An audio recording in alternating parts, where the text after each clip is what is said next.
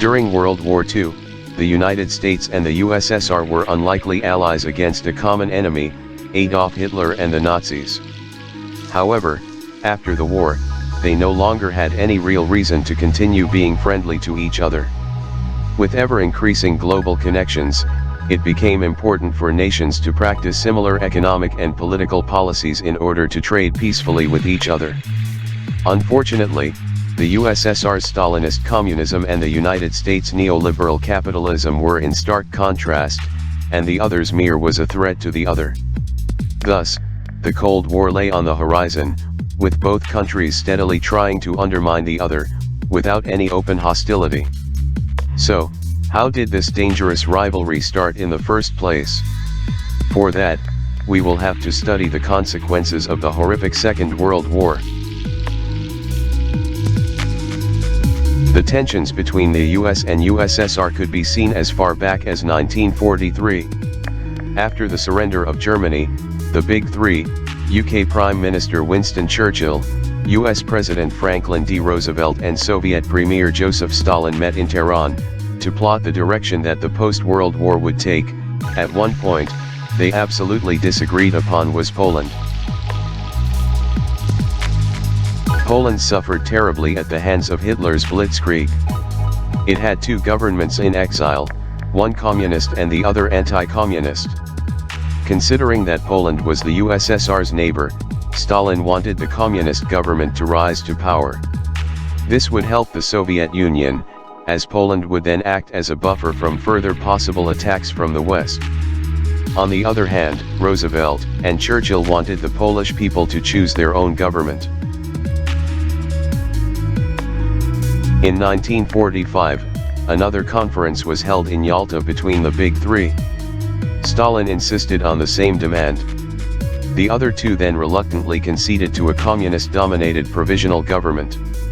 This government was supposed to be a temporary solution, and should have been replaced by a newer government that was chosen and elected by the public. However, the communist provisional government rigged the elections and were unfairly victorious. Thus, the Yalta agreements were considered invalid by the United States. This angered the US government and further exacerbated their anti-Soviet stance. The United States sunk about $2 billion into the Manhattan Project, to create the world's first atomic bomb. However, Germany surrendered before the bomb could be used against Hitler. Therefore, the US targeted Japan instead to conclude the World War. One of the reasons for this was to show the global population, particularly the Soviets, what America was capable of. For a while, America enjoyed the nuclear monopoly, but just 4 years after Hiroshima, the Soviets successfully detonated their own prototype nuclear bomb. Investigations further revealed that the details of the bomb had been extracted from American laboratories by communist spies. The main reason that these spies did this was because they thought a single country should not have a monopoly over such a terrible weapon. And it began, the United States and the Soviets' arms race, wherein both countries tried to outdo the other, and unnecessarily created more and more nuclear bombs. This led to the invention of the hydrogen bomb, which is roughly 100 times more powerful than the Fat Man bomb that was dropped on Hiroshima. Nuclear warheads were soon developed that could be deployed using unmanned technology. Both countries housed thousands of such warheads, even though only 8 of them would be enough to wipe out all of human life on planet Earth. Luckily, none of them were ever deployed. Nevertheless, the fear of them being detonated, even by mistake, still lingers. In 1946, George Kennan sent a lengthy memorandum regarding the Soviet Union to his superiors in Washington, which has now come to be known as the Long Telegram. He was in Moscow at the time and he informed Washington that the USSR intended to spread its influence as much as possible throughout the world. He suggested that America should take up the responsibility to contain the Soviet Union's expansive tendencies, and recognize the Russians as nothing more than bitter rivals. This belief structure became official American policy under President Truman, and was called the Truman Doctrine. Under this doctrine, the U.S. acknowledged its free rein to instigate violence in regimes that they considered to be totalitarian. Although technically it applied only to the crises in Greece and Turkey at that time, in retrospect, it was this doctrine that led to USA's global policy of containing every incident of communist sentiments, such as the Korean War.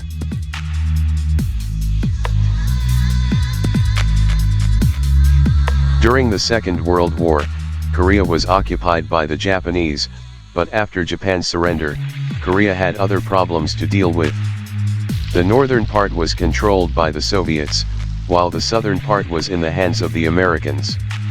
Once both armies retreated, they left behind two drastically different Koreas. The North Korean leader, Kim Il-sung, wanted to take over the militarily weak South Korea for himself. America, with its doctrine of containment, was furious at this development. U.S. troops were immediately dispatched to help South Korea fight against North Korean dictatorship. Kim Il-sung was desperately trying to hold on to his position, and to gain some sort of advantage, he approached Stalin for military support. Stalin redirected him to his newly communist neighbor, China. Chinese leader, Mao Zedong, was afraid that American troops would occupy North Korea and then move forward to liberate China from communism.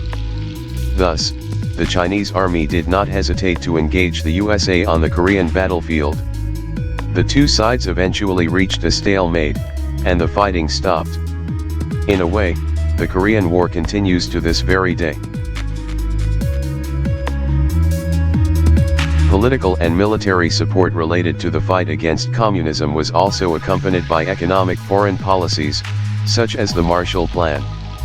The USA was afraid that the carnage induced by the Second World War would destabilize European nations, making them more susceptible to forming communist parties. To prevent that, George C. Marshall devised a massive program of financial assistance to these nations. However, as the core of this plan was American capitalist investments, the communist nations of Eastern Europe could not benefit from its advantages. The entire Soviet bloc withdrew itself from participating in this policy. Eventually, Truman's popularity began to wane, as many people thought he was too soft on the communists. Eisenhower, famous for his feats as a general in World War II, suggested more aggressive tactics. He was inevitably elected President of the United States in 1952. He began attacking the growth of communism through covert operations. The resentment for the CIA's involvement in overthrowing the popular Iranian government under Mohammad Mossadegh resulted in the anti-American sentiments of the Iranian Islamic Revolution, and strengthened the Soviet bloc.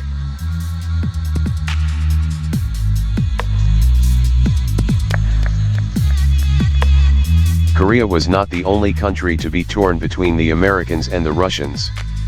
Germany also faced a similar fate. After World War II, Germany was divided between the four Allied powers, USA, the United Kingdom, France, and the USSR. The capital city of Berlin was further divided into four zones between the four Allies. The Allies had vowed to help the Germans get back on their feet after the destruction left in the wake of Hitler's actions. As we all know, Hitler had trampled all over Europe only to land in the frozen, unforgivable land of the USSR. Hitler ended up killing about 20 million Soviet citizens, which is 60 times more than the American casualties. Russian animosity for the Germans was therefore burning with such intensity that Stalin made no attempts to help rebuild Germany. The Eastern Zone under the USSR's rule remained backward in comparison to the other zones.